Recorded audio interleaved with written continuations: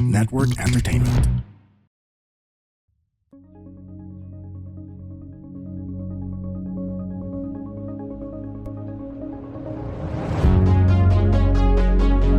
And welcome to my podcast, the RJ Ledesma podcast. In my podcast, I like to speak to entrepreneurs and business owners to learn more about how they think about doing business, what are their success secrets, and how can we replicate them in our own businesses.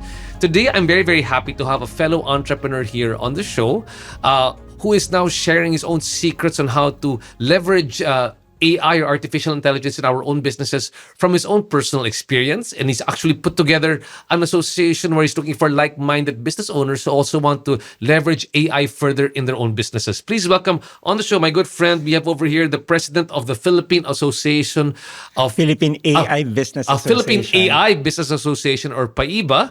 He's also the co-founder of his own two startups called Olearn and Tarki. We will learn more about that one. Welcome to the show, Jerry Ilao. Yes, thank you so much, RJ. Thank you for having me, and welcome sa mga listeners natin sa RJ Ledesma podcast. Thanks so much, Jerry, for joining us. You know, Jerry and I have many intersections, right? So we were both we both worked for Procter & Gamble. We probably call ourselves Proctoids, yung mga Yes.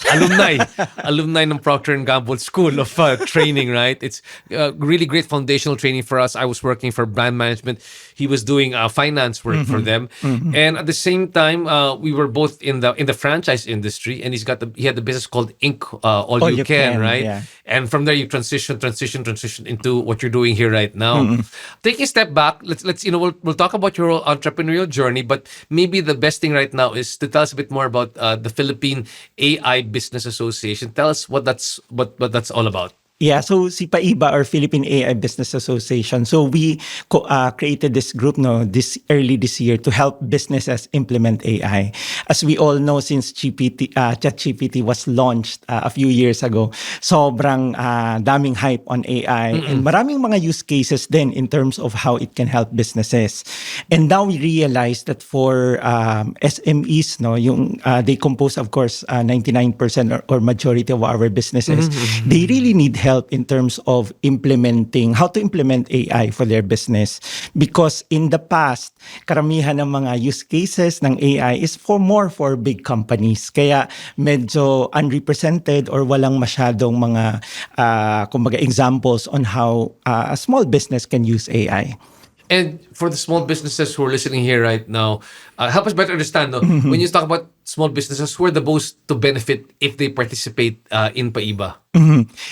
Actually, wide range of industries. So marami tayong mga, let's say, retail businesses, service businesses, even yung mga, like yung mga consulting, they can use AI cost effectively and really boost their productivity levels into new heights. And then, what do they get from joining the association? So right now we're focused on education because when we talk to many entrepreneurs, what's stopping them from implementing AI generally isa lang, which is knowledge on how to implement AI.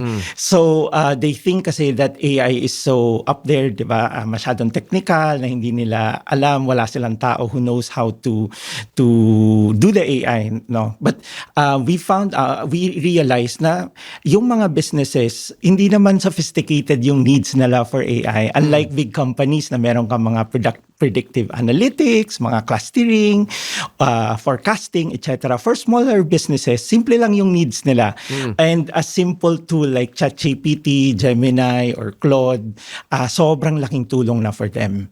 I got that. So, yun yung primary focus namin, education. We have AI Connect sessions every few weeks. These are free sessions, iba-ibang topics. So, first we talk about the basics of AI, tapos merong using AI as your thought partner.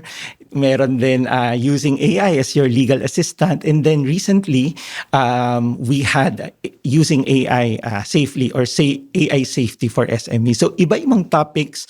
We're exposing SMEs on how they can use AI safely. And that's a free program that we have. Now, for our members, we are coming up with what we call AI hackathons. So parang from the coding hackathons, but ito more on implementing AI on a specific business area. So for example, if you want to AI power your customer service. How do you do that?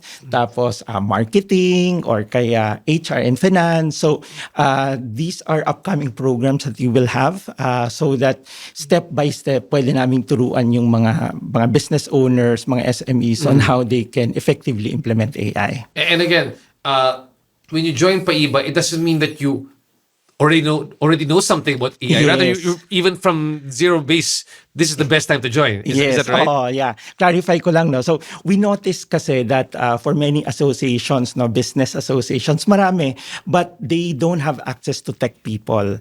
And I'm fortunate enough since I started our tech company, no, our startup many years ago. I've been part as well of the tech community. So sa tech community naman, maraming mga magagaling na tech people doon, but they don't have access to business people. So if they want to do prototyping for their product, wala silang makausap. So when we established Paiba, we said na AI is very disruptive, so kailangan both the business people and the tech people should be in one room. So that's why yung composition ng Paiba, more or less, the board is around 70% business people, not necessarily tech people. Yun yung mga, kumbaga target market that we want to help. And then on the other hand, we have the tech people then who knows really the ins and outs of AI to help guide us. So parang yun yung pagkakaiba ng So Paiba. you sort of bridge both worlds Yes. with Paiba, the tech people and the business people, Yes. where they can use where they can leverage both their expertise in Yes. coming to a solution. Ah. Really great thing. Glad to support you guys here by the podcast.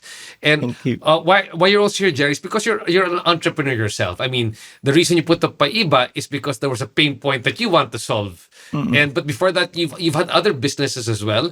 Like you said, you right now you run Alern, then you had Tarki, and before that you had Inc. All You Can. So you are a serial entrepreneur, and sharing your story might be very informative and instructional for people to understand why you eventually set up Paiba. Because as we know, entrepreneurship is a journey. Yes. I guess the first part that I want to start with is let's take a step back and when we had corporate jobs, right? I mean, did you always want to be an entrepreneur when you began working in a company? So I remember when I was in fourth year, I was choosing Fourth year? High school. High school, So inisip ko ano ba yung what do I want to be? And I look at all our neighbors, tapos nakita ko yung may mga malalaking bahay doon, may mga sasakyan kasi medyo wala kami that time, no. Nakita ko mga bank managers. So I asked my father, paano ako magiging bank manager? Sabi niya, you need to be a CPA. So sabi ko, sige, magiging CPA ako. I became a certified public accountant. Fortunately, worked for Procter & Gamble. I had a very, very good experience. As you know, grabe ang training for Procter & Gamble. But then I realized na there are other ways, di ba, to be financially free, to have more time for myself, for my family, etc. So that's the time when I started exploring entrepreneurship. And during those times, mga early 2000, medyo tabu pa yung entrepreneurship. Pag entrepreneur ka or negosyante ka, yun yung mga walang makuhang trabaho, yung notion that time. That was the old notion of entrepreneurship, right? Yes. Kasi wala ka makuha magandang trabaho, mag-entrepreneur ka na lang, di ba? Yes. Oo. So medyo struggle yon because my father was a government employee, my mother was a teacher. So wala talaga akong alam. So I started... And you didn't come from a naturally entrepreneurial background, parang ganyan. Yes. Oo. So nagtry ako, trial and error. So I had a boutique. I bought blouses from Divisoria every weekend, send it to Bicol, where I came from, no, and sell it there. Tapos akala ko okay na yon. Binili ko ng 50 pesos and then benta ko ng 100 pesos. Then I realized na hindi pala ganun yung kasimple. Akala ko 2 times na price okay na. Yung inventory pala ng shirts, di ba? Ang hirap. May mga naluluma palang t-shirt na wala na sa uso, wala nang bibili, etc. All these things I had to learn on my own. So nag-fail yon. I also had a mobile car wash, nag-fail. In Bicol or here? In Bicol. Oh, okay. And then the third one was parang overlooking restaurant. Medyo grand yung nasa isip ko, parang Tagaytay na overlooking the city. Nag-fail din yon. So all in all, I lost around 1 million pesos of my own personal Well, at least savings. hanggang 1 million lang pesos. Pero sobrang laki nun, But syempre, at the RJ. time, of course, you're thinking, wow, Oo. that's, of course, to anybody, 1 million is 1 million, di ba? Yes. Oo. Tapos, that time, sabi ko parang hindi ata ako fit for being an entrepreneur. Pero Iisip ko lang pasasaan ba tatamaan ko rin yan. So on my fourth try, which is the Ink All You Can business, I learned na hindi pala natin kailangan maggastos ng sobrang mahal. So in fact, people ask me, magkano yung puhunan mo for Ink All You Can? And I told them, pinapahulaan ko sa kanila, sabi na 500, ako lower, 100,000 lower, it's just 10,000. Wow. And 10,000 pesos I was able to recover the million pesos that I lost in my first 3 businesses plus more. Wow. So yun na yung nag-start mag-fly yung Ink All You Can, and yan, very very fortunate to have that opportunity na to be in an entrepreneur. And then talking about that one, no, there are, like, many people are listening to the show. They're corporate. They were corporate also for a bit, and then they're wondering, when is the right time to jump into entrepreneurship? I often tell people, Yes. for people who are corporate, the reason they don't want to leave is they got what you call the golden handcuffs, diba? Right? Yes, Because yes. of course you're getting a 15-30, you're very comfortable, you can leave it behind. But what was that? What spurred you to leave? Because it's very scary, Yes, for many people who are not very, who don't yes. have the background. What motivated you to leave? Was there a security that you'd get a job? Because from what you were telling me, there was no security for you when you left. So very hard, that's true, no. Ang good thing what work on my end is si wifey, no, still has a corporate job. So kumbaga medyo mitigated yung risk. Ako yung una na magja-jump, and ang usapan namin, pag kaya ko na siyang pasweldohin, papiratein ko na. The same kumbaga benefits and compensation in I see, P&G, I no. see. So and that happened. But I think yung isang I always tell na minsan yung business, 'di ba, may ups and downs. So very important na yung net pay mo, yung net income mo from the business is at least equal to your net pay in as an employee, no.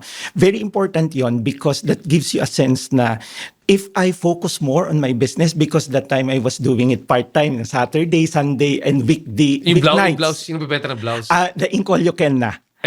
So so that means that for the 3 businesses you were still working at the time. Yes, You yes. didn't leave, parang hustle mo na lang yung sa Hustle side. ko on the side. Ah. So that's what I also advise people, no, kasi minsan mahirap mag-jump na especially if you do not have a business background, mahirap talaga.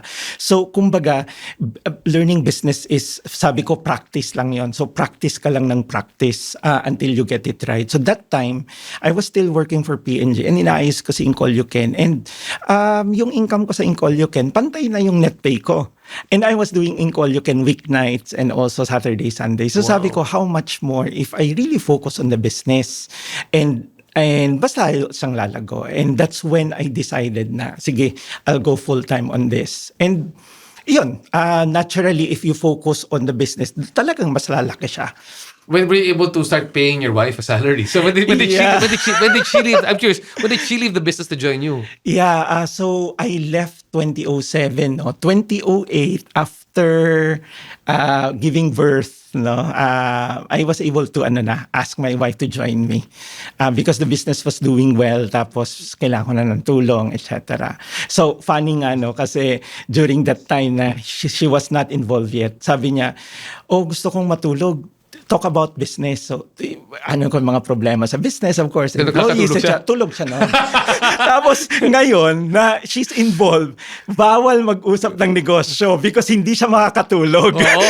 Dahil nakaka-relate na siya, di ba? That's right. Mag-usap kami Oo. until early in the morning ng business. Yeah, So, yan yung very one of the funny. concerns also working, like I work with my spouse, na sometimes I want to feel like parang, please let's not talk about business at this particular point, or like not sana first thing in the morning at wag before we sleep, because that will keep you up, di ba? Yeah. That's your natural caffeine, di ba? Sobrang excited yun. Oh, excited or problematic, Oh, yeah, yeah. depending where Totoo. what's happening to the business. So in Ink All You Can, I'm just very curious, how did you, I mean, because the other pain points is like, it was an evolution from sort of like buy and sell business owner mentality to an entrepreneur mentality, meaning that, di ba, business owner just means sort of like, I'll run a business, buy and sell or whatever, but there's no real entrepreneurial value added, meaning what other problem am I trying to solve, right? Because it seems that from what you did before in the past, it was okay, put up a restaurant, good view, buy the blouse, but this one, Ink All You Can, had a bit more entrepreneurial angle to it because you were solving a problem that not many people solve. So tell me a bit more Yeah. about that one. It's a big problem, no? When I was in college, I remember, sobrang mahal ng ink. Pag bumili ka ng printer, that time, 2,000 pesos, may kasama na yung printer inks. Patapos, after a few pages na ma-print mo siya, naubos, you have to buy one set ng printer inks that cost around 2,000 din. So parang bumili ka ng bagong printer and printer inks. So sobrang mahal. Then I saw this technology. That time, it's called continuous ink system na available sa China. Tapos I had to figure out paano ba magparating nito, etc. So that's when I started Ink All You Can. And doon din nabuo yung ibang mga skills ko pa, no, managing people, because at the height of Ink All You Can, we were managing more than 100 employees. Branding, we got Christian Bautista that time as our brand ambassador. So, na-expand na. But at the core of it, I think we were lucky to be able to ride a technology that time. Kasi sobrang laki ng problema in terms of printer inks, mahal siya, etc. Tapos, itong system na to really, kumbaga, gives up to 96% savings on printing cost. So, very, very compelling talaga siya. And we were there at the right time. So, baka lucky in a way, pero yun. Opportunity met skill set Yes, at the yes. time. No? And you were there. And looking back at those years, from the 3 failed up to the successful business, what's the biggest lesson that you can share with entrepreneurs that you've learned from that one? Yung especially for starting a new business, no, for those who are starting a business, laging it's kadalasan naisip natin you need a lot of money to start a business. So may formula ako doon based on my experience. No? It's about the money that you should invest in a business is about 6 months of your monthly savings. So ibig sabihin, if your monthly savings is 10,000 pesos times 6, so 60,000, yan yung max na kailangan mong i-invest. Because during that 6 months, you will know already if your business will fly or not.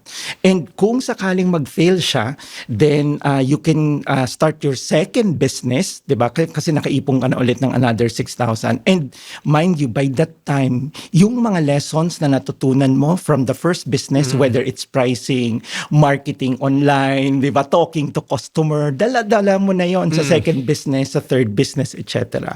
There was a study na on the average, yung mga entrepreneurs, they become successful up to 3.5 times nung business nila on the 3.5th business na 0.5 no. So that was about my experience. So I became successful in fourth business no, in my fourth business. Now, the problem with many entrepreneurs, especially yung mga retirees no, unfortunately, they put in all their retirement in one single business. And since hindi mo siya alam, 'di ba? Hindi mo alam kung paano gawin, most probably magfi-fail ka because on the average 3.5 business yung kailangan mong practice. May learning curve pa yan 'di ba? May learning curve. So pag nawala, wala na. I mean, wala na, hindi ka na makaka-practice ng second time, third time because ubus na yung pera. So, sinasabi ko na you don't need a lot of money, especially ngayon with the technology that we have, di ba? And maraming co-branding or kaya white label na pwede kang gawin, etc. You don't need to manufacture products by yourself, di ba? So, pwedeng mag-start ng business even with a small amount of money. I get that. Now, so Ink All You Can, eventually did you start franchising that business? Yes, I started franchising. That's when I became involved sa Association of Filipino Franchisers, so AFI. So I became president.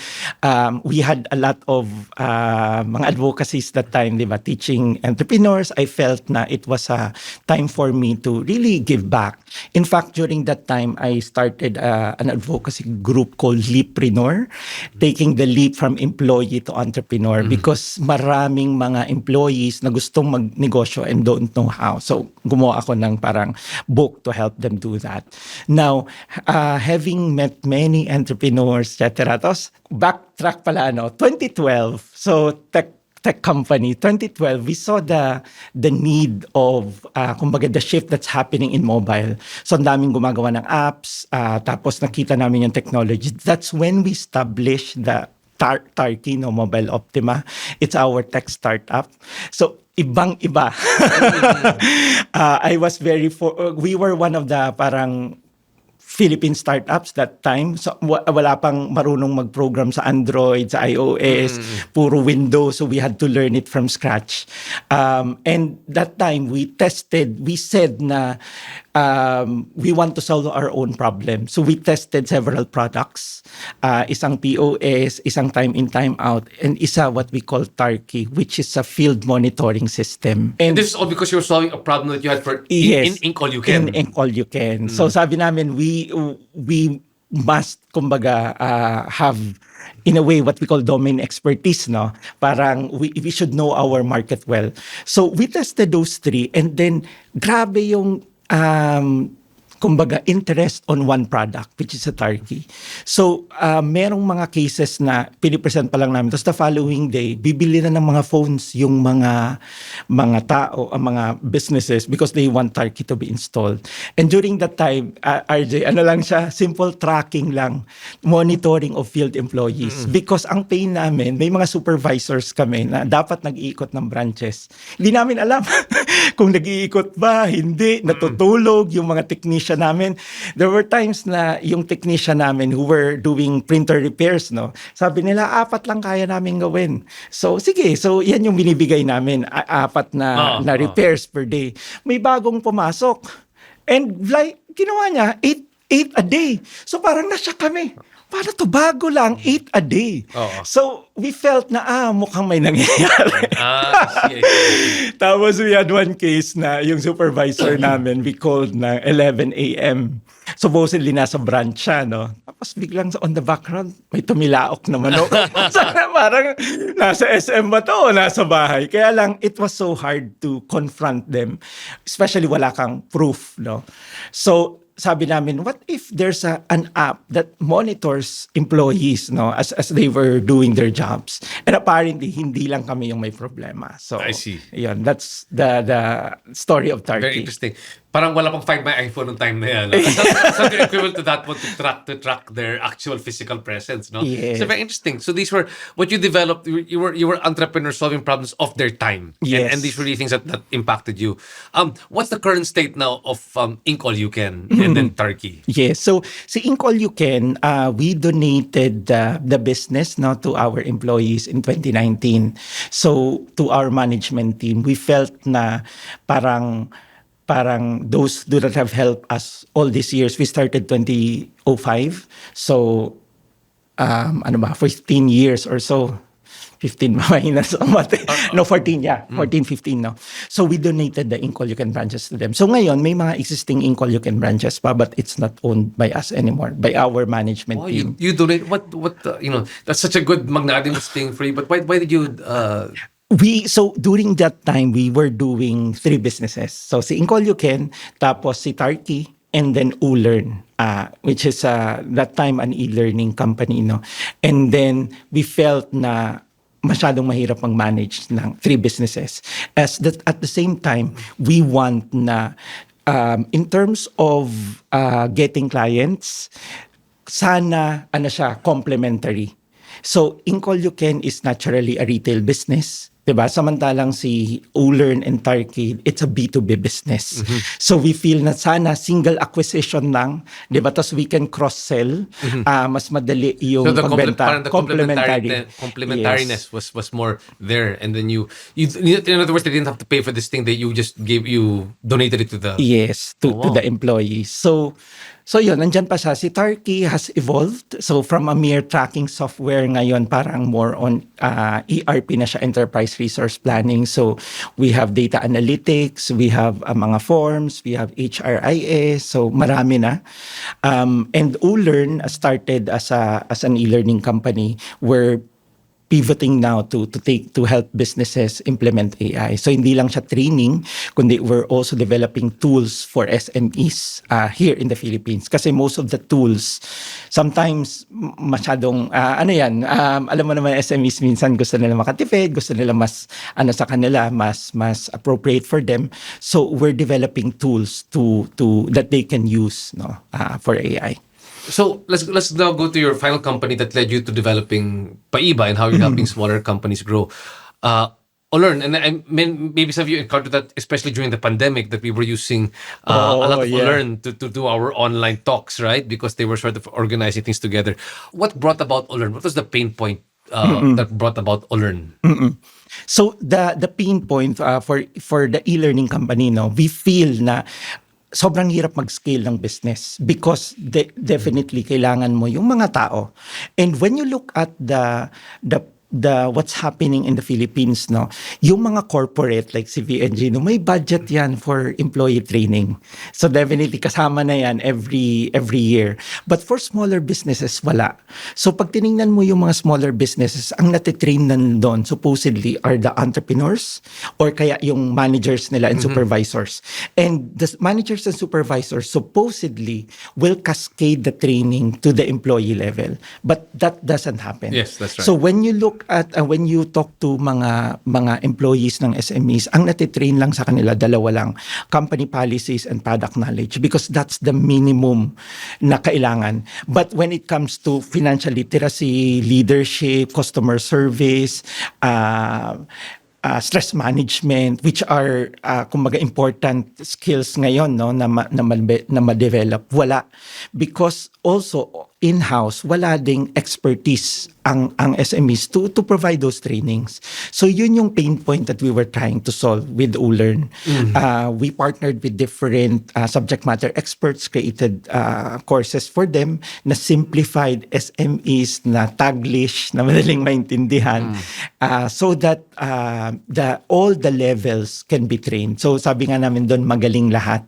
So hindi lang ang magaling is the entrepreneur, kundi lahat, because they are properly trained. And what I see really here is that you go in depth in understanding this is the entrepreneur, this is the entrepreneur organization, and really understanding, being a bit more obsessed about them to see, what more can we do? Because that's when you see more of the concerns, that's really where you see business opportunities as well. Yes. So eventually, Learn, I guess, led you to discovering more of the pain points when it came to AI, right? Okay, so share with us the pain points that you often see when it comes to, I guess, artificial intelligence here in the Philippines and in relation to small and medium scale organizations like myself. What do you start seeing as the pain points or the gaps for organizations like ourselves? So yung gaps na nakita namin very glaring is yung mga SMEs, hindi nila alam kung paano gamitin yung AI. And when we were using AI 2 years ago since it started, grabe ang efficiency. So for example, very common use case is editing videos. So yung mga chopping ng videos into shorter reels, etc. So our editor used to do that for a day. Tapos merong mga tools like Opus Clips who can do that in seconds. Finding the meaty conversations in podcasts like this. Pagkatapos, pwede mo nang gamitin yon. Before, when you had to do product shots, diba? Grabe ang gastos nun. You had to hire a photographer, etc. Pero ngayon, may mga AI na who can do that for you.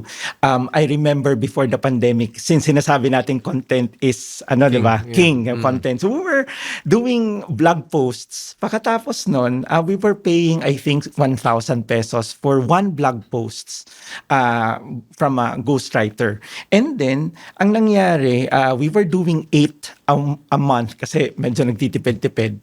But now, with AI, ang goal ng isang tao namin is to produce content, yung blog post na yun, 20 a day. And the cost is sobrang cost of 2 or 3 of those blog posts lang. So sobrang daming use cases na when we talk to entrepreneurs, hindi nila alam because black box pa for them si AI, hindi nila alam kung paano gamitin. So sabi namin, better since we're into training, 'di ba? We should focus on training employees and business owners how to use AI so they can leverage the power of this technology. Got it. Hi, I'm Joelle. I talk for a living and I'm an overthinker. Life keeps going and the questions keep coming. But I hope you find comfort in the fact na hindi ka mag-isa. Ang dami nating overthinker, no? Sa ups and downs, twists and turns ng buhay, paano kung ituloy lang natin ang paghanap ng kasagutan? Ready? Tara! This is Joel's Podcast. Paano kung? Powered by the Pod Network. So let's go to the meat of the discussion with regard to using AI in business. What are the things that you want to be able to let small businesses know, or medium scale businesses, because we're not aware of it nga, di ba? What are the gaps that they need to learn about when they start getting into things? So ito yung naglistan ako ng common sure. use cases Yeah. for So I think first and foremost na very very simple is basically using AI as a business partner or thought partner. When you're an entrepreneur, you cannot afford a consultant. Mahirap. Minsan, kausap mo yung employee mo, pero not at the same level na gusto mo. So, wala kang echo board na pwedeng kausapin. But with AI, it's actually a very good business consultant. So, as an example, we, many months ago, we had to come up with privacy manuals. So, if you look at the data privacy of the Philippines, medyo madaming provisions doon na hindi masyadong aware ang mga SMEs. So, mga breach notification, incident response, pati business continuity planning, it's something na hindi, kumbaga, na pag-uusapan, pero kailangan. And AI can easily do that for us. Okay, so that's one, thought partner when you want to expand your business. I did a sample before on market analysis because AI has deep research now. Sobrang amazed yung nag-attend ng session namin because nandun nakalatag lahat. Ano yung SWOT strategy, ano yung market opportunities, and that's done by AI in 10 minutes. Sinasabi nila na yung deep research, that's equivalent to a PhD level, doing the research for you for 2 weeks. And yet you can get it for 10 minutes or so. So sobrang deep level yon. I've tried it. 2 big organizations na to. I've shown that, and amazed sila. Sabi na, padala mo sa akin yan. So and that's yan, just using ChatGPT? Just ChatGPT lang. So grabe ang power niya. Second is documentation. So maraming mga SMEs na walang clear SOPs, 'di ba? Walang clear na company handbook or company policies because it's quite hard to do that from scratch. Pero ChatGPT can do that for you. So travel expense policy, work from home policy, and any SOP, from, let's say, receiving the inventory up to recording it in the system, you can easily do that using ChatGPT. Very, very easy. So ChatGPT generates it for you, and it's Yes. your job to start talking with it to say, fix this one, fix this one, fix this one. Yes. And one tip lang din, because some of our viewers now might be doing it. Ako, when I generate SOPs, hindi lang yun SOPs, papa-review ko pa yan as, is it compliant with the labor laws? Itutuhog ko yan. And tutuhog ko rin yan because I'm an auditor sa PNG, Tutuhog ko rin yan. Are there security or control loopholes in that process? Because maraming mga SMEs na nanakawan, unfortunately. 'Di ba? Maraming mga SMEs na nadadaya, etc. So, it's because walang process, walang control in the current process nila. And because hindi din sila trained to do that, But again, pwede mong i-hire si ChatGPT to review your SOPs, policies, to make sure na and i-notify ka na, may control loophole yan. Pwedeng ma-manipulate. So, dapat dagdagan mo ng ganitong compensating controls, etc. So, yun, mga SOPs, pwedeng. These are very, very easy things na magiging very helpful sa kanila. Of course, marketing, sobrang dami na use cases. But, ang gusto kong i-highlight aside from generating images, yung mga ganon-ganon, is coming up with the policies. For example, nag-training ako on customer service using AI. Yes, you can do AI chatbot, common na yan, etc. But important is for you to generate yung mga customer nurture sequence, 'di ba? So nag-inquire anong mga emails papadala mo or anong communication papadala mo, or hindi bumili, anong communication papadala mo. You can easily ask ChatGPT to do that for you. And of course, yung mga customer service level standard. This is for marketing. marketing, customer service na rin pala. So yan, may marketing. Sa customer service, of course, yung chatbot natin. Tapos you can use, of course, may mga ManyChat, mga AI-powered chatbots. No? But more importantly are the kumbaga standards. So I remember sa Inc. namin during back in the Inc. All You Can days, pag pumunta yung customer nun, may standard kami na within 5 seconds, kailangan mong ma-recognize yun. So minsan, nagtatrabaho sila, nagre-refill, nasa likod yung customer because booth kami, pero kailangan aware siya. Hindi pwedeng nakatambay yung customer doon ng 20 seconds na hindi niya ina-acknowledge na good morning, etc. So, going back to many businesses ngayon, walang standard nun. So, example din, yung customer service level standards, when they inquire sa website, sa phone, sa Viber, sa email, ano yung standard? 'Di ba? Kailan mo anong sasabihin mo, kailan dapat sila masagot, etc. And aside from that, yung service recovery which is very important. So, for example, sa restaurant, kapag sinabi ng customer na malamig yung kanin, anong gagawin? 'Di ba? Or kaya matigas yung adobo or maalat. Is the waiter authorized to replace it? Dapat clear yon. And sa Inc. All You Can dati, pag may sirang printer o may reklamo, very clear yon. But in the same way, yung businesses, walang customer service recovery standard, which you can easily do with ChatGPT. No? You was asking for, give me a customer recovery standard for this type of business. Yes, for this type of business, and personalize yun. Again, if you had to hire a business consultant before, sobrang mahal. No? That's right. But you can easily do that with ChatGPT.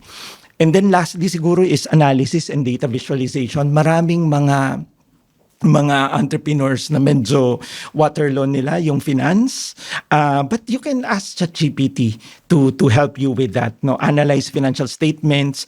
I was doing financial analysis training before sa Ulearn, and meron doon exercise na ginagawa namin 30 minutes to analyze a case study from Nike and Adidas to financial ratios, etc. Ngayon, load mo sa ChatGPT, in a few 1 to 2 minutes, meron ng analysis, kumusta profitability mo, kumusta ang solvency ratio mo, etc. And you can ask, 'di ba, relationship between sales, price, etc. So pwede 'yon. And of course, caveat ko lang, no, be careful din when you upload yung mga sensitive information sa ChatGPT kasi financial records to, no. So if you can kumbaga delete the personal information or confidential information, better. How do you so I want to ask, so for example, once it goes to ChatGPT, people, it's general knowledge. Is there a way to take it out after you put it in? The knowledge.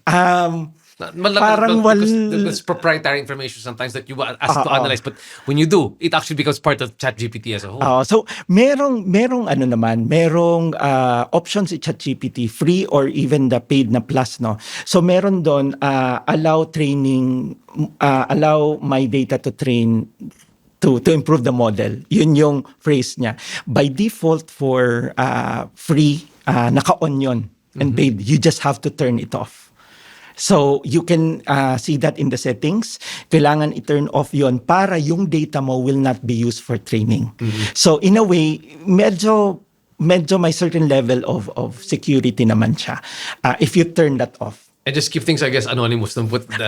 But better pa rin, di ba? Anonymize the data. Anonymize the data na lang instead. Don't state the name of your company, just put the data there na lang. So people can learn from the example but not necessarily know who you are. I see. One thing that I was very curious about is the marketing, given that my background is marketing. Where have you seen the best marketing use cases also as well when you use ChatGPT?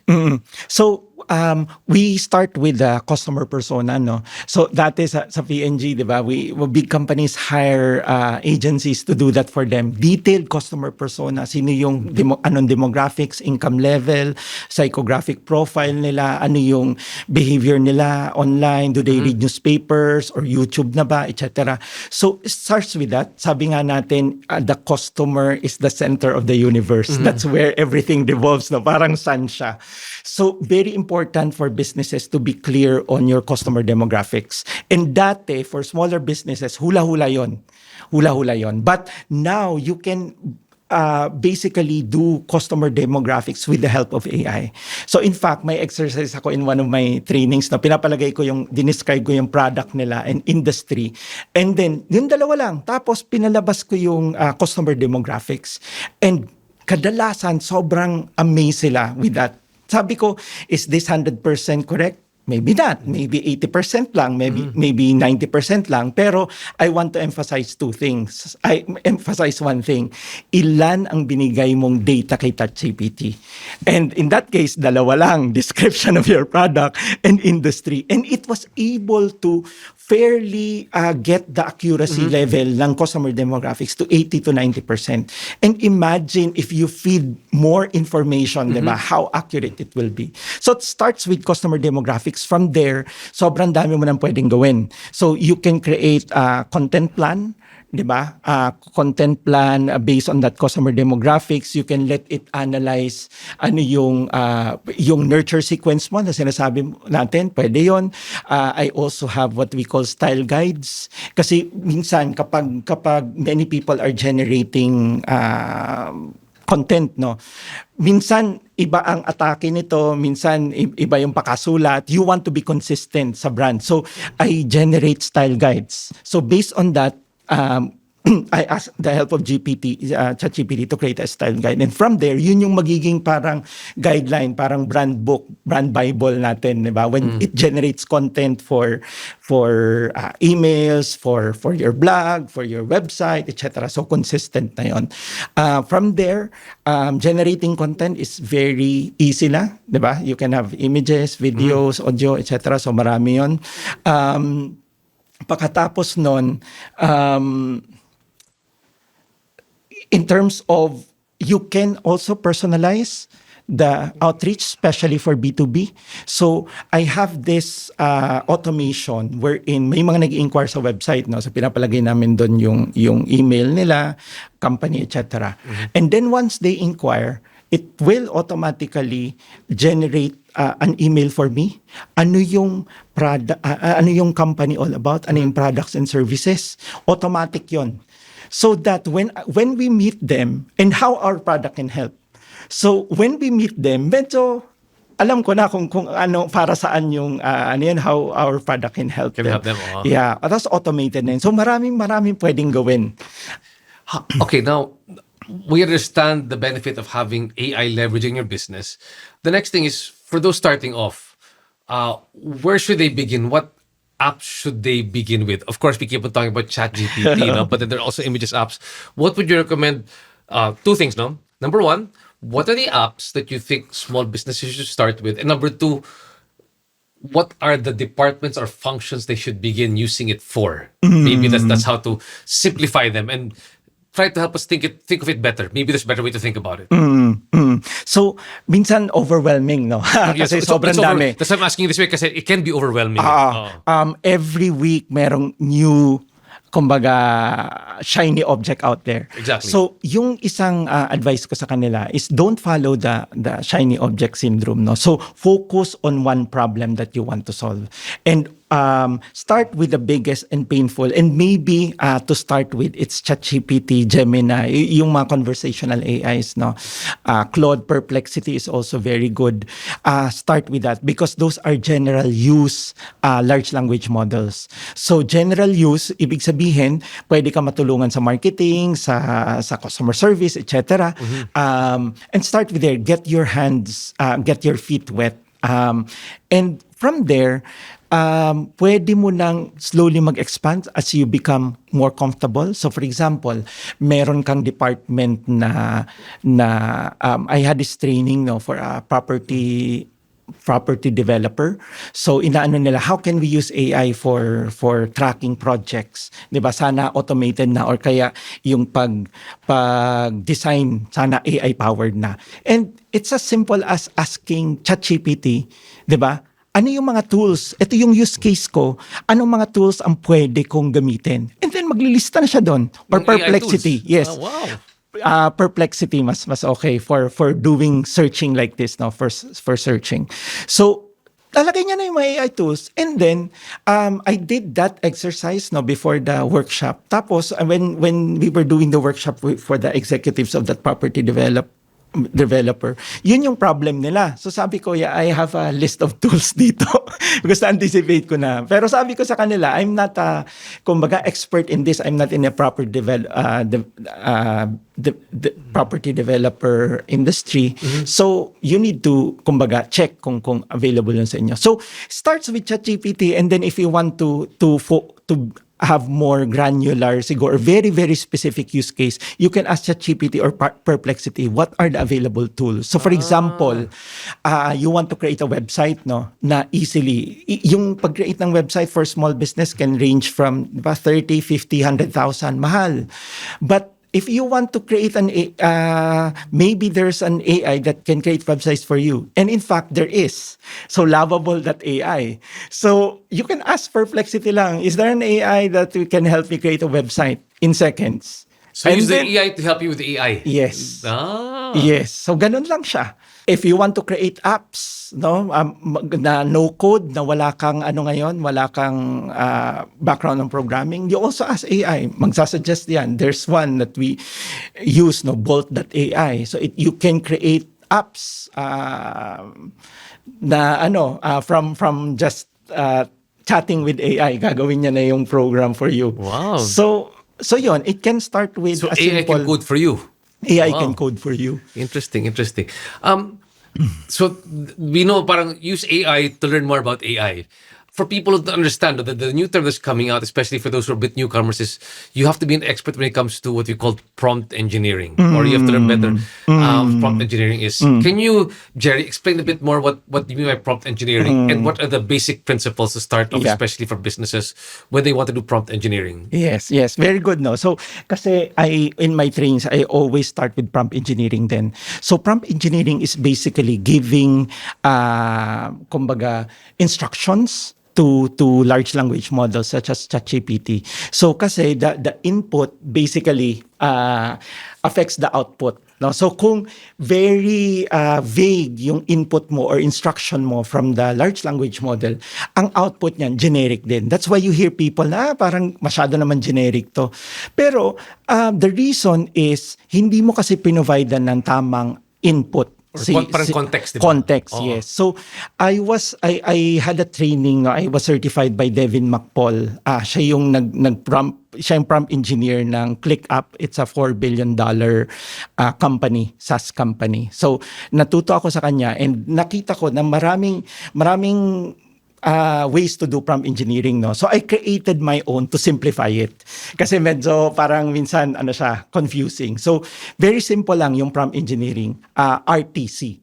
So RTC, ano yung R? Role. So you tell the AI na kung ano yung role na i-take niya. Ang reason nun is because AI is very good at many things. So for example, RJ, when someone asks you, what business should I start? That person is asking you because alam niya, expert ka sa business. Di ba? Pero he won't ask you about law, about other things. Okay? Now, when you ask AI, he's an expert on business, on law, on marketing, on customer service, etc. You need to tell that AI na, take from the perspective of a lawyer or kaya a marketer or an entrepreneur. So that's the role. Specify the role, act as a marketing expert helping SMEs in the Philippines. Usually nalagay ko in the Philippines because pag hindi, akala niya Western, di ba? Iba ang context doon versus dito. So that's the role. T is the task, which is very familiar tayo lahat. I'm sure baka yan lang yung nilalagay nyo. The last is the context. So context, dito mo lalagay yung background, di ba? Ba't mo tinatanong? So for example, if you want to generate an advice or a strategy for helping incentivize employees, hindi lang yun ang sasabihin mo. So sasabihin mo, role muna, maybe you're act as an HR consultant specializing in developing incentive programs for SMEs, blah, blah, task, and then context. Yung context can be yung ilang employee kayo? Because incentive program for a 10-employee company is very, very different from a 500 employee company. Tapos ano yung industry mo? Ano pa yung pwede? Like, millennials ba? Mostly Gen X? Because yung incentive program, the attractiveness of it is different kung boomers yung tao mo versus millennials, etc. So, you provide that as much context as you can to make the AI output very, very specific to your needs. Got that. Now, this is a great learning. It opens up the floodgates of a lot of different learnings of which they can do. And later we'll discuss how they can, maybe what courses you give in PAIBA for people to get to better understand this one. But for those who are first timers also doing this one, they're learning everything. There are also some watch outs that they need to stick on, or they need to stick by. What are these other watch outs? Like the other day, I was watching Superman, and I was asking, Di ko pa napanood. what are the end credits that I should watch out for? And something came out. I was so excited about this one, but I realized that it wasn't real. It was somebody adding data that wasn't real on general knowledge. It was coming out. It wasn't what came out in the movie. So I knew that. But I knew that because I had a bit familiarity. Okay, you can't trust everything that AI pumps out. Yes, right. yes, So, yes. what are the type of watch outs you should have? Yeah, so lagi ko sinasabi, yung output ng AI is a very good first draft. So never the final one. So first draft yon, it can hallucinate. So in fact, I've had screenshots before na nag-hallucinate siya. So may principle ngayon na tinatawag na human in the loop. No, so dapat yung decision process or yung output ng AI should be reviewed. And the responsibility still lies on the employee, on the entrepreneur that generated it. So hindi pwedeng may mga infamous cases in the past na parang lawyer nag-submit ng petition ba or something tapos referencing a fake or a non-existing case na dahil sa AI, no. So very, very important we review, 'di ba? The output never it's just the very good first draft. So that's one. The second is we need to be conscious. We mentioned it kanina, no, yung mga confidential information, etc. Wala pang law dito sa Philippines that covers AI.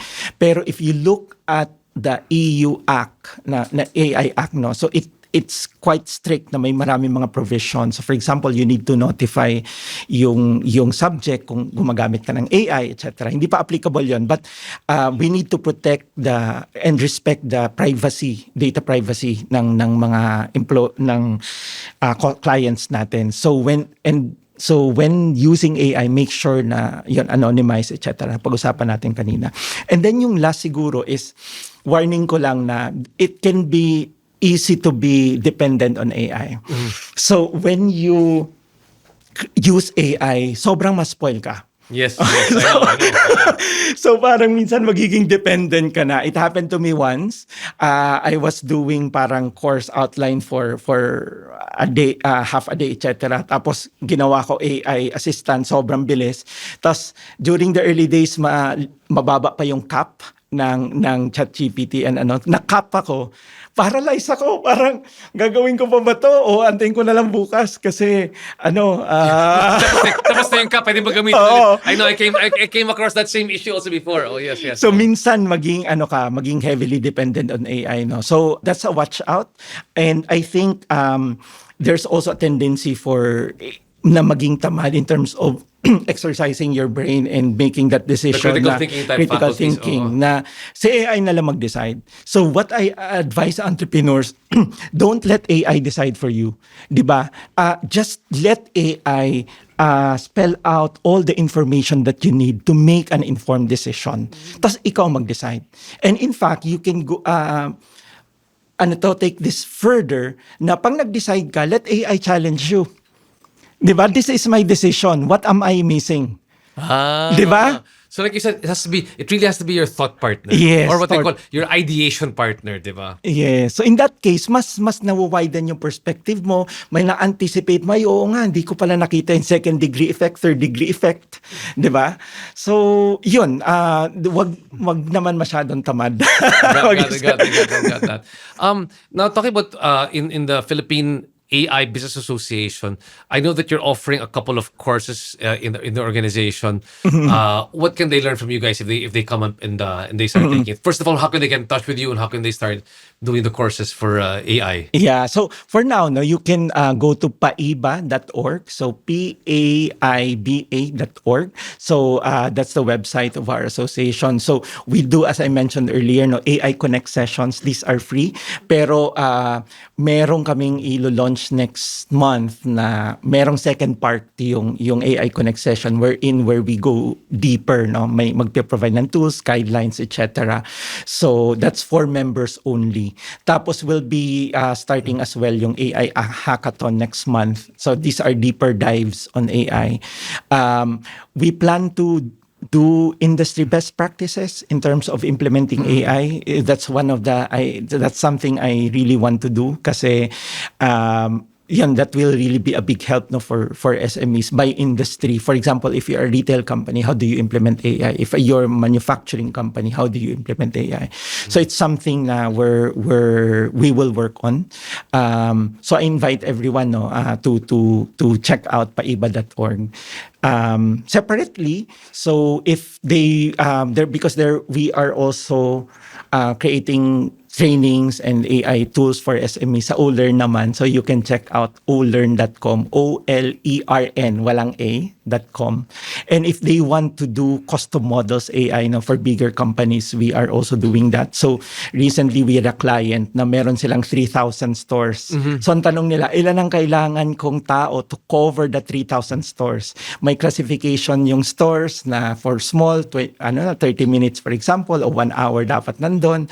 Ito yung mga tao ko, ito yung mga locations nila. So we did an AI simulation for that. We clustered their stores, tapos computed ilang tao ang kailangan nila. And then that gave them, kumbaga, huge savings, no, in terms of manpower. Forecasting using AI, predictive analytics. So we can do that. Tarki is our tech company is doing that as well. So for those mga big companies who want custom AI, also, if they want to do private cloud na AI, because some people have some apprehensions, no, na kay ChatGPT, etc. Pero we can create a dedicated private large language model for them na sila lang yung may access. So that becomes proprietary. You can give all the confidential information that you want to analyze. Yes. Tapos siya, SOC 2 compliant, yung mga security compliant. So pwede din yun. We also do that for use with our tech company. Very, very interesting. A lot of great insights we've gained here today, Jerry. Are there other things that you also want the people to know? Any final thoughts or words that you want people to know about AI, especially when it comes to MSMEs or the businesses that they're trying to scale? I think very important lang to try it. Minsan, because we don't know, we fear na hindi siya applicable for us, no. And I remember, no, may mga certain lang din, parang mindset ako na gustong i-share, no, about because there are fears na si AI will kumbaga fire people. And sinasabi ko na AI, it's not AI that will fire people. It's obsolete skills. I remember, no, so during the early 2000, Excel is our superpower, lalo na sa finance. So I can do a certain job, no, for 1 hour. Kung hindi marunong mag-Excel, baka half day yan o 1 day. So superpower siya that time. And for people who refuse to use Excel and then also Word, etc., gusto mo makinilya, wala kang laban. Diba? For those people that use word processor like a Word or Excel, etc., kung mano-mano ka, wala kang laban. So now, gone na yung makinilya. If you did not upskill yourself, wala na sigurong mag-hire, diba? You need to learn word processing, now social media, and now AI. So AI is our new superpower na if you don't learn it, yan, medyo mas mahirapan ka because there was a research by Microsoft and LinkedIn. Sinasabi doon, sobrang RJ, 71% of business leaders say that they will hire a less experienced person who knows AI compared to an experienced person who doesn't know AI. So very, very powerful yon. business leaders are preferring people who know how to use AI. So if you want to be relevant in the next 5 years, 10 years, you need to learn AI. And with that, Jerry, thank you so much for your time. A lot of great learning for you. Salamat. Hopefully, our MSMEs out there, our entrepreneurs, our startups, gain a lot from this experience. And hopefully, they tune in more to the podcast. Again, thanks so much for joining us in the RJ Ledesma podcast. We will see you in the next podcast.